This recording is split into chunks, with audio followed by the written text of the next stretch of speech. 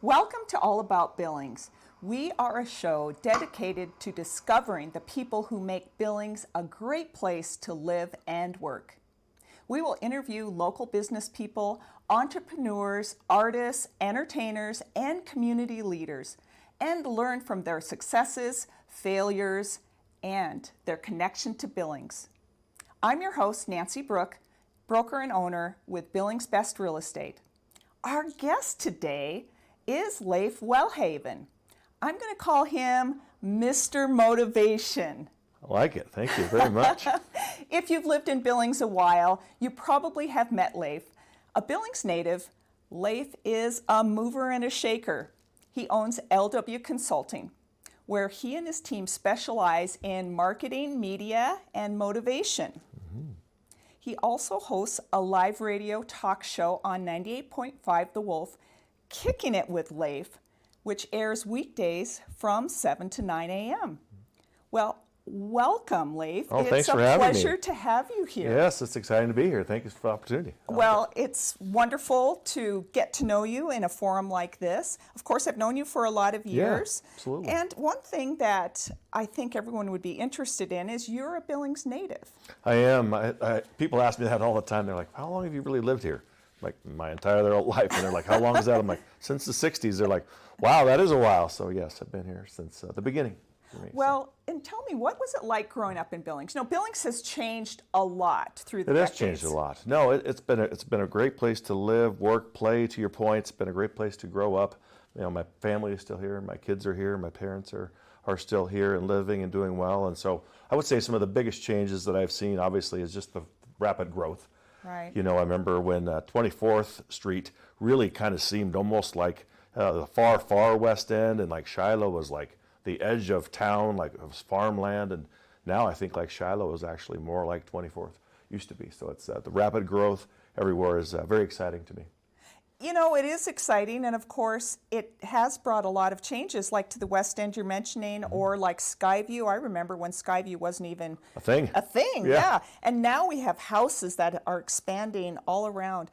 You know, it's really surprising how much things have changed. Really is, and I hear people, you know, sometimes they worry about people moving in, say from California or other parts of the country, and I kind of try to flip the narrative. I really want to embrace anybody that wants to come and, you know, put roots down here and raise a family. I think that's wonderful.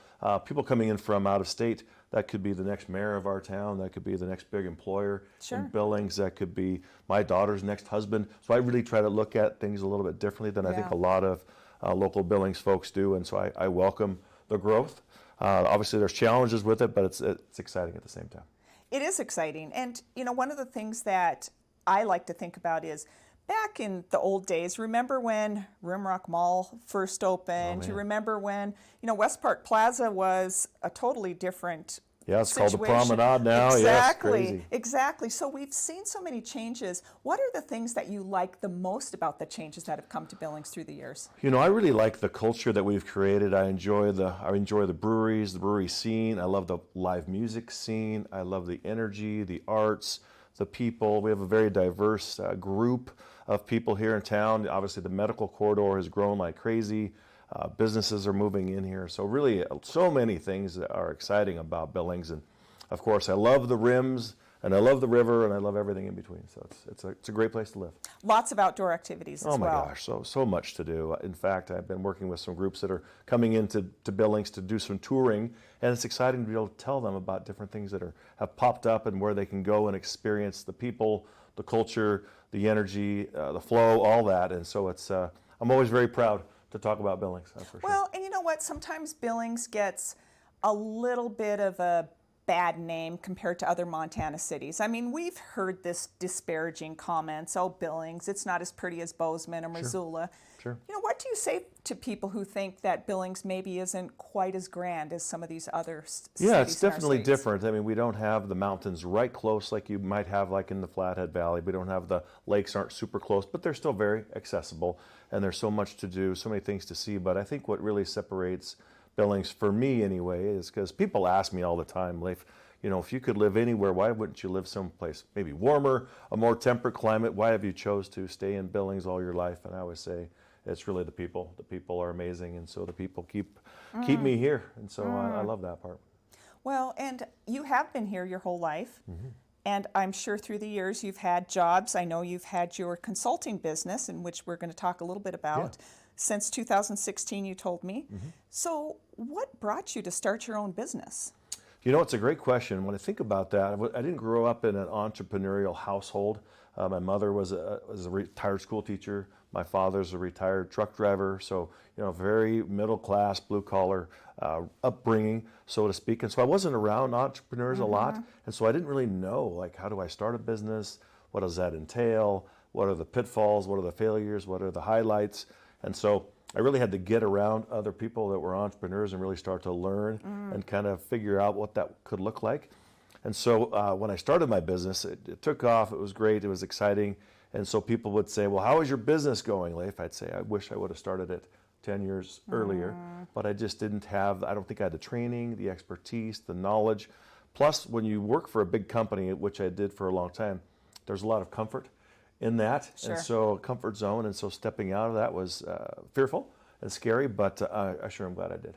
Well, and you know, you come from my generation, and I don't even know if entrepreneurism was really a thing. Oh, Everybody's dream was to go work for a corporation, have the wonderful benefits, good Right. health insurance, maybe get a 401k in the process. Right. I don't think we had those role models back when no, we were growing that's up. probably true. And so I really enjoy being around entrepreneurs. It just gets me to think a little bit differently than maybe I did growing up. And that was, like I said, no fault of my folks. It was just how I was raised. And so they taught me a strong work ethic. And so I'm thrilled about all that, but I'm also thrilled to be able to kind of do my own thing now too. Yeah, well, why don't you share a little bit more about your business? Yeah, so it's LW Consulting, and we specialize in marketing, motivation, and media. So on the marketing side, I have a team of folks, and we do things like social media content creation. We do a lot of website building and design. We do some SEO, some graphic design. So kind of everything that kind of fits in that marketing space. I have a real promoting type of a mind, a marketing type of a mind. So I really enjoy that piece of the business. And then I started getting into the motivation side. I started doing a lot of coaching of teams, coaching of individuals. I did a lot of speaking. I love to present. I gave my first TED Talk a couple years ago. So that part has been really a fun piece because I feel like I can make an immediate impact with teams, with culture, with individuals. And so I really enjoy the motivation side of that. And I have a lot of energy. And so it's a great way for me to kind of pour my life and my soul and my experiences into others. So that's an exciting piece to it. And then, of course, like you mentioned, the radio show. So that's really where the media side has kind of welled up in there. And so for the last 15 months, I've been running that talk show. Like you said, on 98.5 The Wolf. And so it's Monday through Friday, 7 to 9. I call it the studio of positivity because we really focus on things that are positive. We don't talk about politics or religion. Not that those things aren't important. We just choose to let other avenues and other media outlets cover that. And so in the last 15 months, we've had 800 guests on the show from, like you said, musicians to artists to performers to entrepreneurs, school teachers, students, you name it, we've had it. And so it's really great to be able to take our community and then share it with the community on this platform. So that's where the media side comes in. Well, I like to think of you as Mr. Motivation. I know that every day isn't like roses Right. It's not. and cheer, Right. but you always seem to be able to rebound and come out for people Sure. and Yeah. just give it your best, even if you're not having the best day. That's true. So tell us, how do you get that way? Because a lot of people, they're in a funk. They're just going to be like, I'm shutting down. I'm Right. giving up. Yeah. But you have that resiliency and you do bounce back despite things happening. Yes, no, I appreciate that. No, there are times that I say this all the time. It's not like toxically positive. Right. Like we all realize that there are challenges that people are going through. I always say this, that you never know what people are going through, the struggles. It could be death, loss, divorce, bankruptcy. You just never know. And so if I can bring a little dose of positivity to their life, especially when they're starting their day, setting the tone, setting an intention of positivity, I think has been really great. And so obviously being able to interview and facilitate discussions with these individuals and companies and people has really been a fabulous gift to our community. So I take it very seriously. It's very humbling to have the platform to be able to share these people. And so I really feel like I take a lot of energy, to your point, maybe if I'm not feeling it that day, but the guest is, or my co-host is excited, or we're talking about a fun topic, that tends to give me a lot of energy. Each and every day we select a word of the day that we dissect through the couple of hours, and we weave it into the discussion. And so it's gotten to a point now where a lot of people, not just individuals, but a lot of children now have really kind of gotten excited about the show. So they want to be in the car on their way to school before 7 because they want to hear what the word of the day is. So that's great. That's pretty exciting. Yeah. Well, that must be fun because here you are starting this show. How did you come about starting a radio show? You have a lot on your plate as it is. It is a lot. It is a lot. No, the radio station had approached me, I would say it's about 2 years ago, and they said, hey, would you like to do a morning radio show? And I was like, gosh, I got a lot going on. I don't know if I could fit that in. Because a lot of the morning radio shows in town usually last about 4 hours. And so you look at some of these other DJs and hosts that have been doing it. Some have been doing it, close to 40 years. Several people I know have been doing it 20 years. And so I sat there and thought, man, 20 years at 4 hours a day, boy, that's a big commitment. It is. And so I thought, well, if I just go into it thinking, I'll just kind of take it as it goes. Let's go for it for a few years, see what we can put together. And then they said, well, why don't you just start with 2 hours a day? And so that has worked. Seemed to be a real sweet spot for me. There's preparation, just like for your show. There's talking with guests. There's the preparation of questions, lining up of the schedule, those kinds of things. But they asked me if I would do it, and I said if I can control the content, so to speak, if I can make it a positive show, a motivational show, an inspirational show, then I would be interested. And so I was very thankful they gave me the platform to put it together. And so I arrived at that name, Kicking It with Leif, because I felt like I could be kicking it at the Mustang ball game. I could be kicking it at the fundraiser. I could be kicking it on the dance floor. I could be kicking it in the studio. And so it really kind of came together really nicely. Yeah, well, that's cool. I never knew how you came up with the name. Yeah, that's how we did it. What has been your proudest moment of being a business owner? And it could even be in the radio show. Sure. Tell us about that. I'd say two things. There was a couple of years ago, I had a young gal who was an author, and she had put out a couple of books, and she was very, I would say, shy, very much a creator, but not much of not a marketer, not a gregarious type of person, but just a beautiful soul. And so she had put a post on Facebook asking if anybody knew somebody that could be a good publicist for her to get her name out. And so several people tagged me in the post, and so she reached out to me, and we had a cup of coffee. And so she was really just looking to get her name out there, her books, her passion, things that really filled up her cup. And so I could see that, but I could also see that she, like all of us, she wanted to grow, willing to change. And so I started getting her on local podcasts and local radio shows and TV shows and news articles and in magazines, and we kind of flooded the market with her and her books, did book signings. And so the coolest part, to your point about the proudest moment, was watching this woman really transform over that year. Instead of being somebody whose shoulders were hunched over, not very confident, very quiet, to really just being this strong, powerful, empowered woman, confident, who really had a message to share. Because it wasn't so much about the books and the content, it was really about empowering women. That was her message, empowering young women, something everybody can get behind. And so when I saw her just change and transform over that year, I almost didn't even recognize her at the end of the year. And that's amazing. So a lot of people tried to give me credit for it, but really she's the one that walked through the door. She's the one that stepped up. She's the one that, enacted on her passions, and I was just there to help guide, be a vessel. And so I would say that was probably, with regards to my business, the motivation side, that was probably my most proud moment. I really felt good about that. Yeah, that's really Exciting. awesome. Yeah. And in contrast, a lot of times as a business owner, since I'm a business owner, I know this happens, we have struggles or failures or times when we've had to overcome challenges. So tell us about a challenge or a time you've had to overcome to rise again. Yeah, great question. No, I think a couple things come to mind, but really I would say when it comes to the marketing, motivation, and media, it's all about helping others and helping people grow their business or grow their brand. And so times I feel like we're kicking butt, we're doing so well. Other days I feel like we're kind of getting our butt kicked. Maybe we're not executing like we should. And so I hate when we disappoint a client or a customer. So I really try to head that off and make sure that we're proactive and not allow that to happen. But I think the biggest disappointment is at times when maybe a potential client doesn't select us or select me to be their, their marketer, so to speak. And so I would get disappointed, and I would be down and, kind of down in the mouth. And a couple people that were really close to me at the time would say, there's a reason. Everything happens for a reason.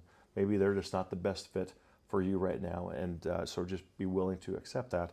And 99 times out of 100, if that ever happened, 99% of the time, I would look back and go, gosh, it probably was a good thing I didn't work with that particular person or business. We probably wouldn't have been a right fit. And so being willing to not say yes to everything, being willing to say no sometimes, but saying yes to the things that, kind of fill up my cup, but at the same time could really fill up another person's cup or another business and really help them grow. So I think being willing to have those conversations of what's the best fit for everybody is not always easy, but certainly necessary. Well, and it's natural to feel disappointed when you don't win a client, Right. or you have something that doesn't turn out quite the way you wanted. Maybe you're trying for an event that isn't quite the way Exactly. you wanted it to turn out.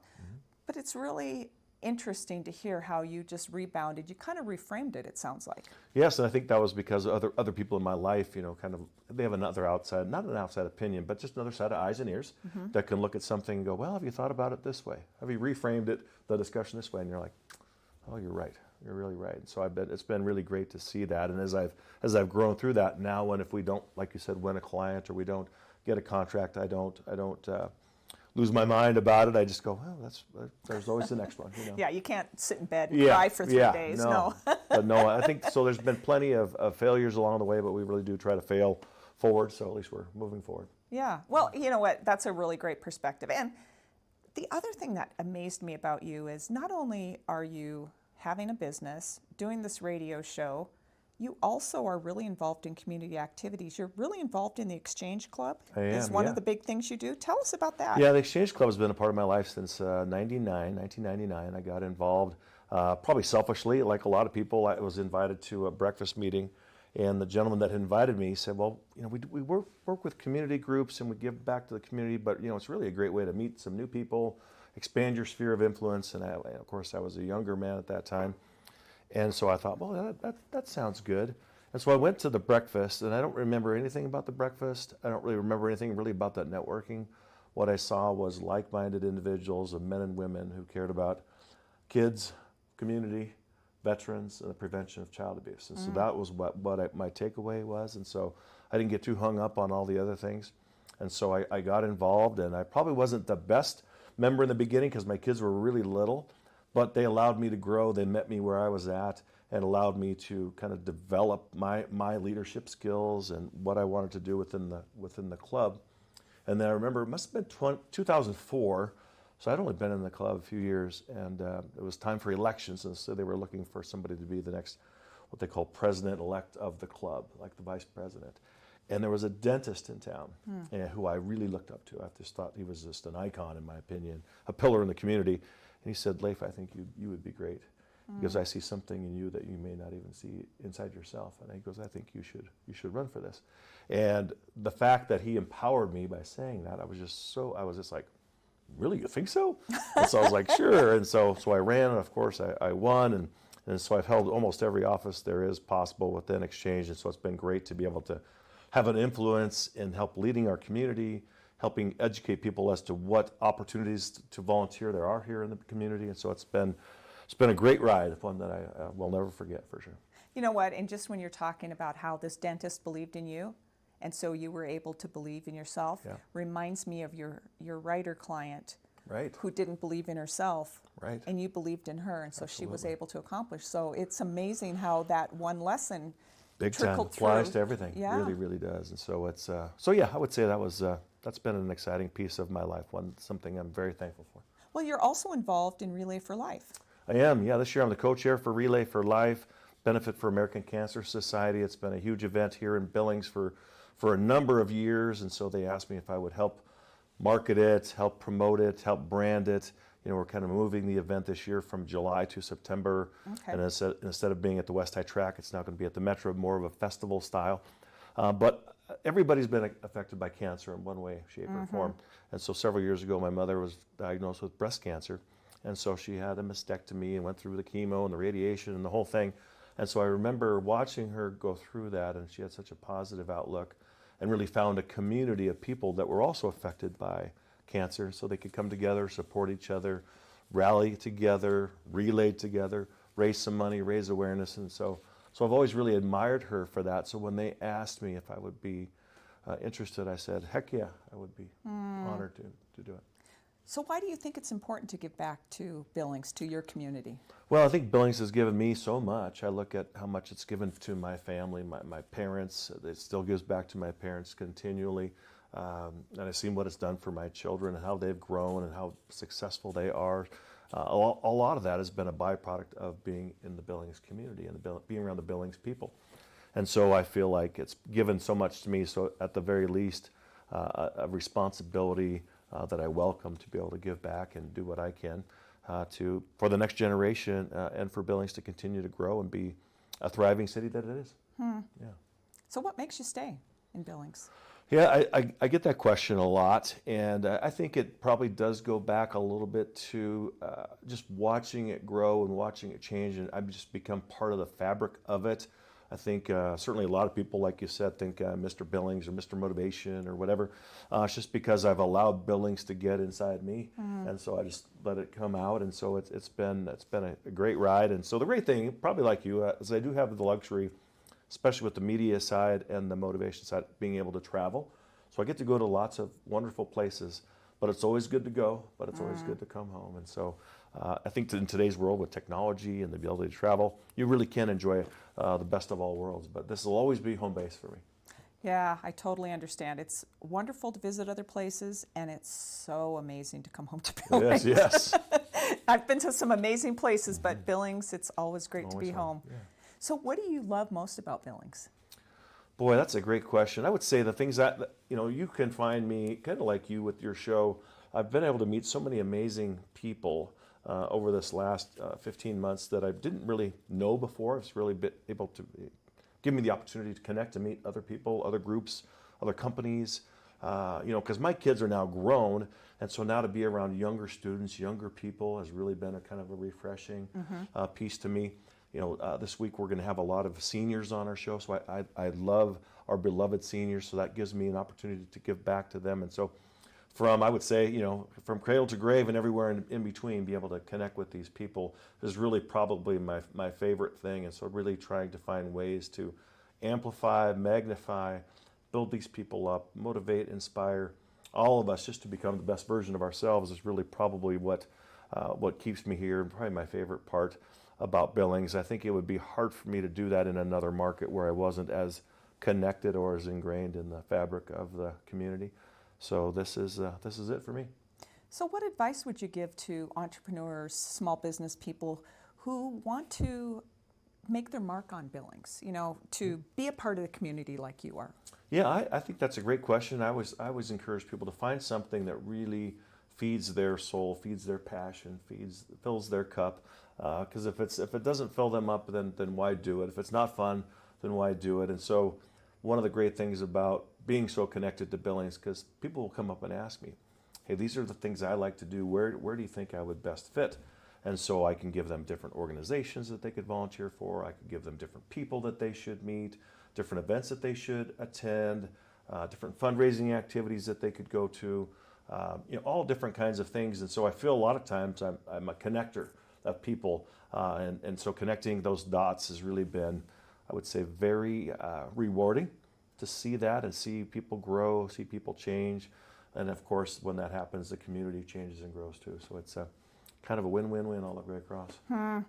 Well, and kind of speaking about being a business owner or an entrepreneur, so they're getting something from Billings, what obligation or what role do you see in business owners, community people giving back to this fair city? It's a great question. Again, I love that one. I get that a lot from businesses. They're like, how do we, where do we go? What should we do? What do we give to? And so I always encourage businesses to really kind of wear that on their sleeve. So if they are a fan of Relay for Life and the American Cancer Society, then push some of that stuff out there. If they are all about maybe diabetes awareness, or they're about senior citizens, or they're about our youth, or they have a passion for veterans, I would say lead with that, put that out there. If these groups are having events, you should promote. If there's ways that you can give back, you don't always have to stroke a big check to make a difference. Sometimes it might just be cleaning up the highway. It might just be volunteering down at the zoo, cleaning up the grounds, whatever that looks like for people. But I think finding out what really motivates and inspires that individual or that company. And I always say it's really when you put it out there, let's say, for example, on social media or on a website, it's how you frame it. So if I sit there and say, gosh, we are thrilled to promote and work with the American Cancer Society on this project, or we're thrilled to work with the food bank, or we're honored to work with the rescue mission, whatever it is for that company, when you put that out there, you will find people that are already in alignment with that, and they will support you because they're like, wow, Nancy supports the Relay for Life, and I support Relay for Life. Well, all of a sudden I like Nancy. You know what I mean? There's an automatic connection, there's a bond, there's a level of trust. And so I really encourage businesses and individuals to put that out there in a good, positive way. Because when you do that, you find other fans and other people and people that want to get involved. And so that's really been fun for me. Because then people message me and they're like, well, how do I meet this person? How do I meet Nancy? How do I get on this show? How do I go to this fundraiser? Where's this Chamber of Commerce meeting? What's this all about? And so to be able to kind of direct and orchestrate that is it's exciting. Well, and you also are very authentic with the things that you're involved in. It's not just lip service. Right. You really do want to promote these organizations. And I think that comes through. I think the authenticity, what you're talking about, is really important when people are looking for community activities to be involved in. Yeah, they can feel it in your energy, your smile, your passion. I wear a lot of it on my sleeve. I have a lot of energy, and so people can tell if I'm excited about something, or I'm sure vice versa, maybe they can tell if I'm not as excited. But again, I want to find things that really motivate and inspire them, because if we can get everybody to become their best version, all of a sudden Billings becomes its best version. Well, so how do you envision the future of Billings, and what do you see your role being? Great question. I get this a lot. People will ask me, have you thought of running for mayor? Have you thought of being on the city council or county commissioner, public leader, those kinds of things? And I may at some point down the road. But I think what it is for me is I look at the challenges that we have, especially like in any growing city. We still have a lot of hunger. We still have a lot of homelessness. We have a lot of violence. We have a lot of addiction. We have a lot of drug and alcohol abuse, all kinds of challenges that we're working through in Billings. And I always encourage people, it's not any one group or any one person's problem to solve. It's a community-wide response is how we're going to solve it, because everybody brings different gifts, different talents to the plate, to the table, so to speak. And so I may not have an answer, but maybe you do, and so I love that. And so I always say it's all of our responsibility to work on the hunger, the homeless, the addiction, the abuse, and together we can really, mitigate that and make Billings a better place. Are we going to have challenges? Of course, but that's how we grow. It's through the challenges. Well, it has been wonderful to have you today Thanks as my guest. Leif Welhaven. I'm going to call you Mr. Motivation. And I'm Nancy Brooke with Billings Best Real Estate. Thanks for watching, and we hope to see you next time.